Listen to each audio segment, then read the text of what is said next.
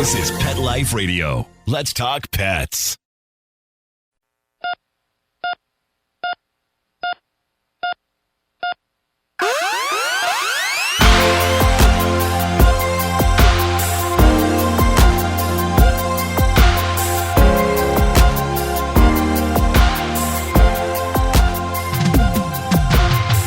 Welcome to ER Vet on Pet Life Radio. I'm your host, Dr. Justine Lee, and I'm an emergency critical care veterinary specialist and toxicologist.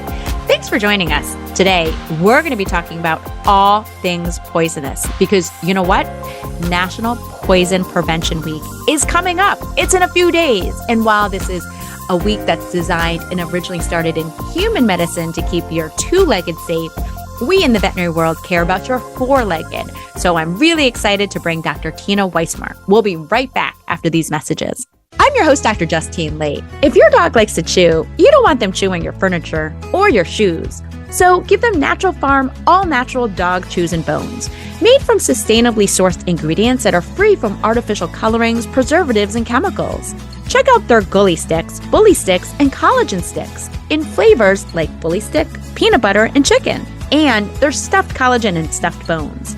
Big dogs or little dogs, you can choose your chews. Go to naturalfarmpet.com and save 15% off with code ERVET15.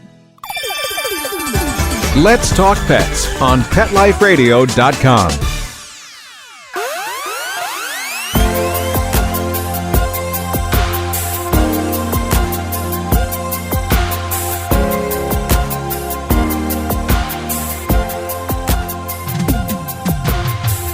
Welcome back to ER Vet on Pet Life Radio. Today, we're going to be speaking with Dr. Tina Wismer, who's the medical director of the ASPCA Animal Poison Control Center, which is based out of Champaign, Illinois. Dr. Wismer, thank you so much for joining us today. Thank you for inviting me. All right, just so our audience knows who you are and what you do you mind giving us a little bit of background about where you train, what you do, and what exactly is the ASPCA Animal Poison Control Center? Sure. So I am a veterinarian. I'm a Purdue graduate and started my career in regular daytime medicine, moved to emergency practice, and ended up at the ASPCA Animal Poison Control Center and was able to become boarded in toxicology.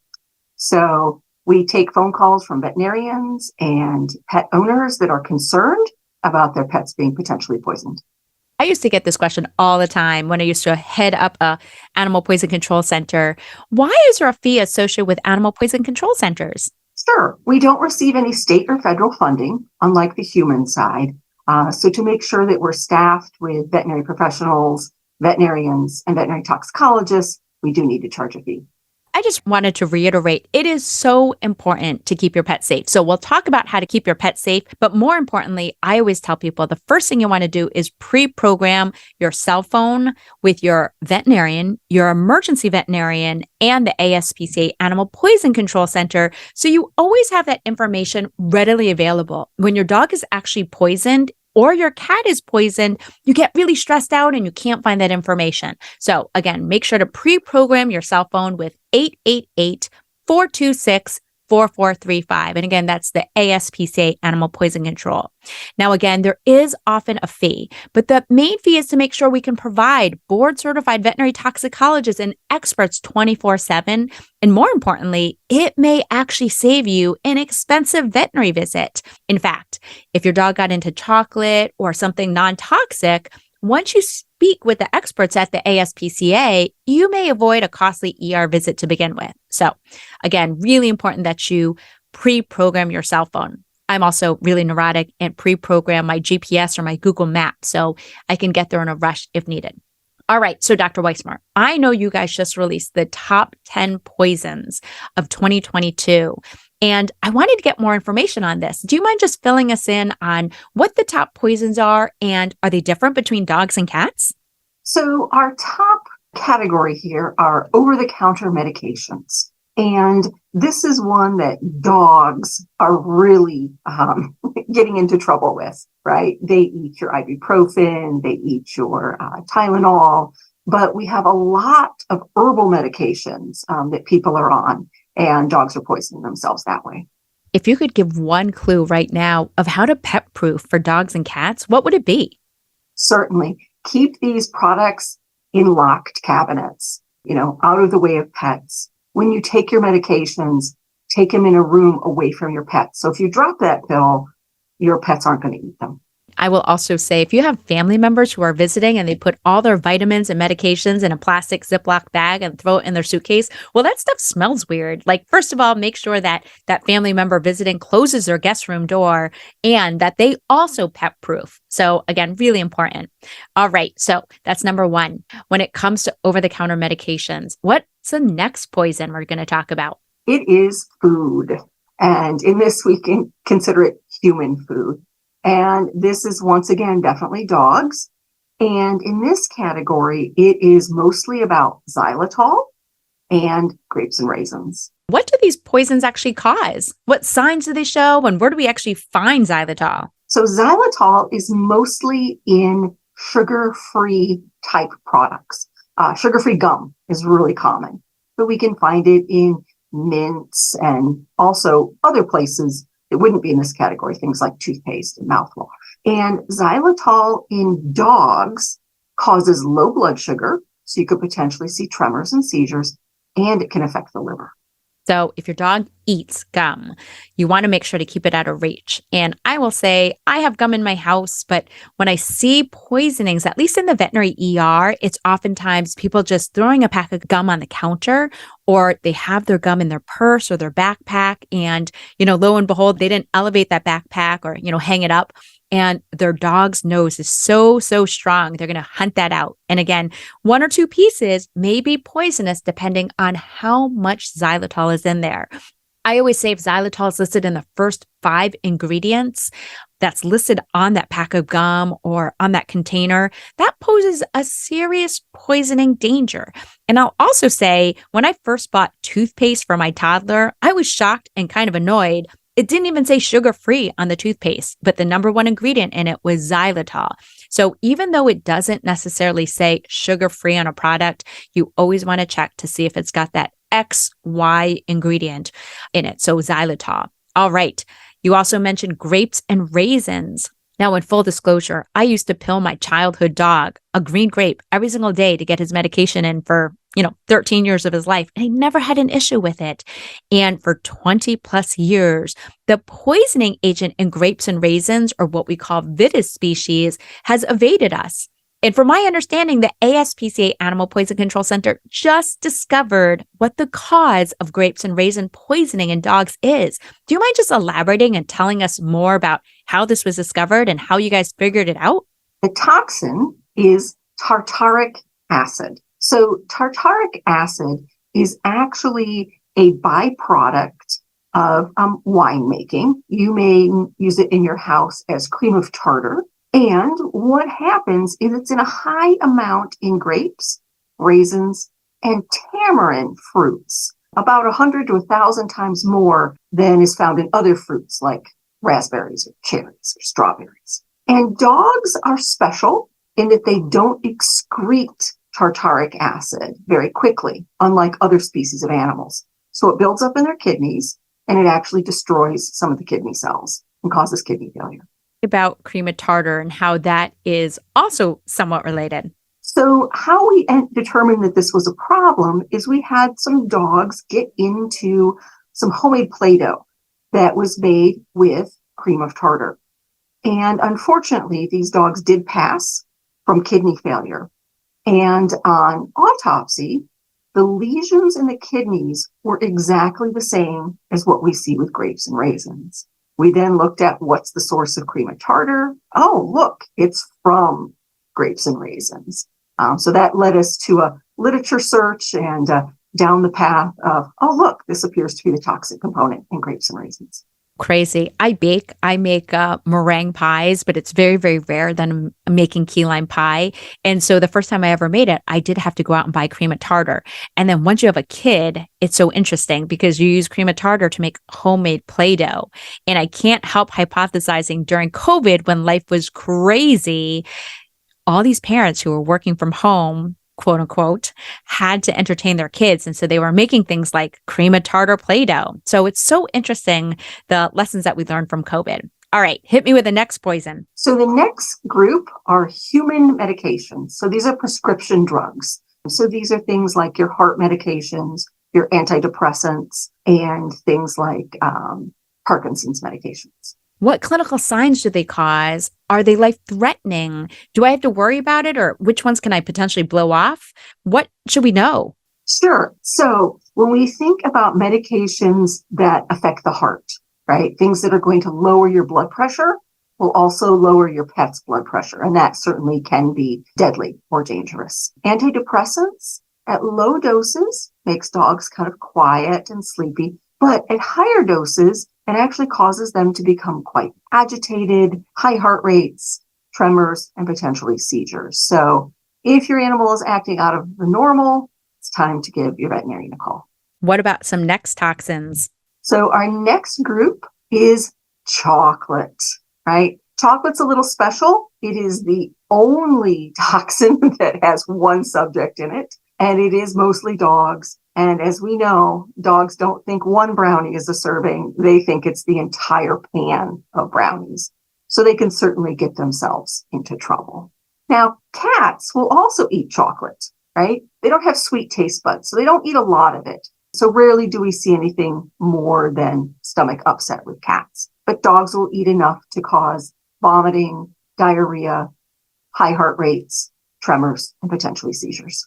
When it comes to chocolate, if a dog just eats like one chocolate chip cookie, is that a big deal? What should I do? It is not. You should feel sad because you didn't get to eat the cookie, but one chocolate chip cookie is not a problem. If they eat the whole batch, yes.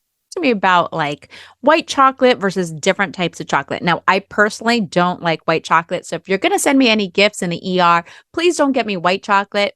It barely has any theobromine or the chemical or the toxicant that's in chocolate. I love dark, bitter chocolate. Tell me about the difference.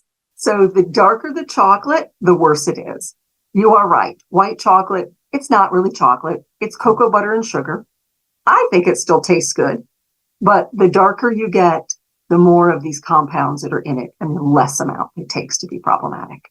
You know, it is really, really interesting that dogs will gorge themselves so much on chocolate. And I always say it was my favorite time of the year to work during the holidays because every single holiday, at least in the United States and North America, is associated with chocolate. We're talking Valentine's Day, Easter, Halloween, Christmas time. You know, we always have chocolate around our holidays. And it was the one time as a veterinary ER specialist that I loved inducing vomiting in dogs because the chocolate smelled so good. Now, how does an owner know when to induce vomiting at home versus at the ER vet? We certainly want to talk to your veterinarian or to a poison control professional before we induce vomiting for anything. There's certain things we don't want to induce vomiting with. Right? Think about cleaning products. If it can burn going down, it's going to burn coming back up, and that's a risk. We also want to know about the health of your animal. And if we're going to induce vomiting at home, make sure we're giving an appropriate dose to induce. Please don't induce vomiting in your dog without talking to the ASPCA. And for you cat owners out there, please know there is no safe home product you can give at home to induce vomiting at home. Now, you will see on some websites, it is erroneous, but they will list. You can give hydrogen peroxide. Please don't do that in a cat. I've had a handful of cats die from getting the hydrogen peroxide. So unfortunately, there's nothing you can do if your cat ate something poisonous at home. You just have to get into the veterinary clinic, and that's really, really important. We're going to take a short commercial break, and we'll continue with this really important topic about how to keep both your dog and cat safe with Dr. Tina Wismer right after these messages. How many of you have pets? My hand's raised. Now think about how lucky you are to have such a sweet little pet in your life, and that pet is lucky to have you too. But unfortunately, there are countless pets out there that don't have a home to call their own. However, Bob's from Skechers is trying to change that. So we developed Bob's for dogs and cats to help pets in need. With every purchase of adorable Bob's footwear or fun, stylish apparel, or even the cutest Bob's pet accessories, Skechers makes a donation to Petco Love to help save shelter pets. And with your your help, we've already saved the lives of over 1 million pets and raised over $7 million. So while you're getting style and comfort with features like Skechers' famous memory foam cushioning, you're also helping to save an adorable pet in need and helping another lucky owner be connected with a future best friend and companion, because happiness is having a loving pet by your side. Find Bob's at a Skechers store, Skechers.com, select Petco locations, or wherever stylish footwear is sold. Let's talk pets Let's talk pets on Pet Life Radio. Pet Life Radio. PetLifeRadio.com.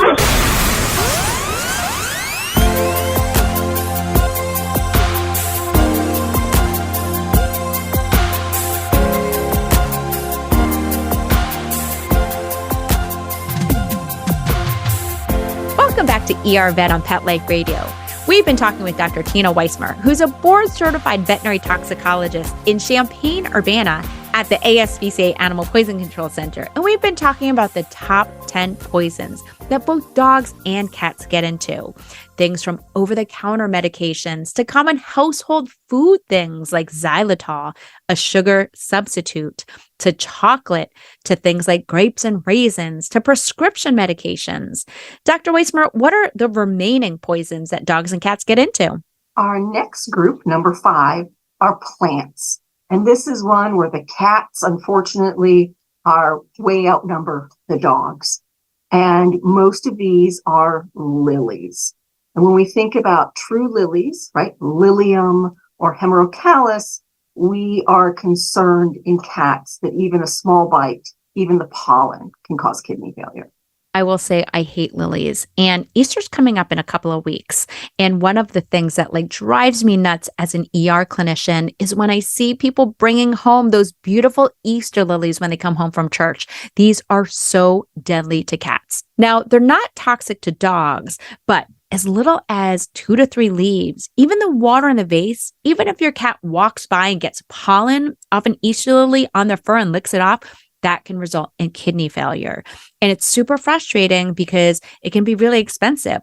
There was one point where we had 6 cats from one household, all in the ER vet. And some ERs, they're $1,000 a night. And oftentimes we'll have cats in the hospital for 2 days when we treat them for lily poisoning, and they didn't know which cat ate it. So again, when in doubt, you do not want to bring any poisonous plants or any plants into the household unless you are 100% positive that they're not poisonous.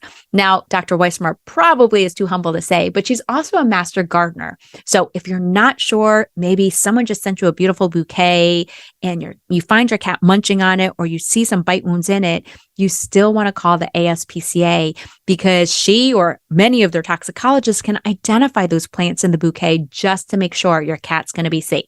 All right, what's the next poison? Household toxins are next. These are the cleaners, especially wipes. They became very common during COVID, and people are still using them today.